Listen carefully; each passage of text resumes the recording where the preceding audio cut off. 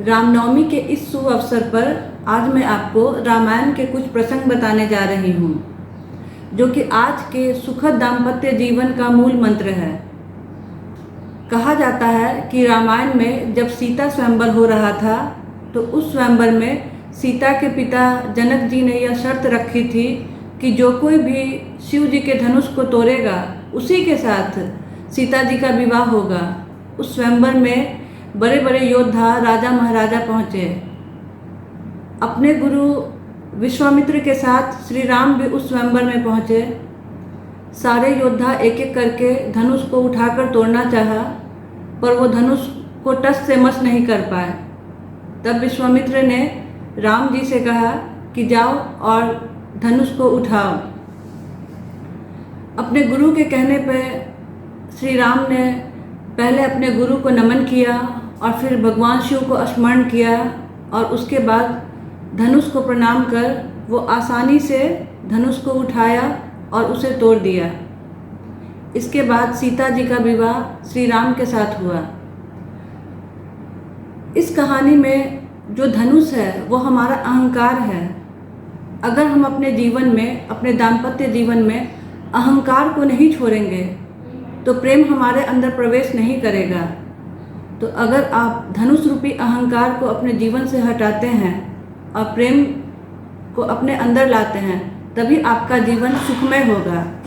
दूसरे प्रसंग के अनुसार कहा जाता है कि जब राम को 14 वर्ष के लिए वनवास मिला था, उस वक्त सीता जी भी उनके साथ जंगल में जाने के लिए जिद कर रही थी, पर राम जी और कौशल्या माता नहीं चाहती थी कि सीता भी उनके साथ वनवास जाए। इसके लिए बार बार सीता जी को राम जी और कौशल्या माता मना कर रहे थे। राम जी ने उन्हें समझाया कि अगर वो वन में जाएंगी तो वन में भयानक पशु होते हैं जिससे उन्हें नुकसान पहुंच सकता है, और साथ ही साथ जंगल काफ़ी भयानक होता है। पहाड़ जो होते हैं वो नुकीले होते हैं, वो नंगे पांव नहीं चल सकती। पर सीता जी अपने जिद से श्री राम और माता कौशल्या से अपनी बात मनवा ली और वो वन में जाने को तैयार हो गए। ऐसे ही हमारे दाम्पत्य जीवन में भी है।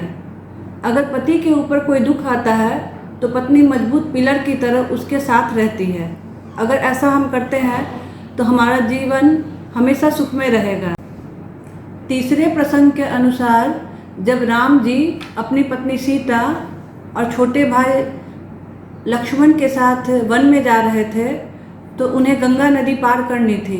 तब एक केवट ने उन्हें अपने नाव में बिठाकर गंगा नदी पार करवाई थी। जब राम जी गंगा नदी पार किए तब वो उस केवट को कुछ देना चाहते थे, लेकिन उनके पास देने के लिए कुछ भी नहीं था।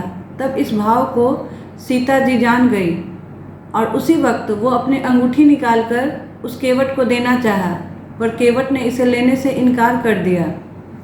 और केवट ने यह कहा कि जब प्रभु वनवास से लौटेंगे तब वो जो कुछ भी मुझे देंगे मैं उसे प्रसाद समझकर अपने पास रख लूँगा। जी हाँ दोस्तों, इसी तरह हमारे पति पत्नी के बीच में ऐसा संबंध होना चाहिए कि एक दूसरे के भाव को बिना बोले ही समझ लें।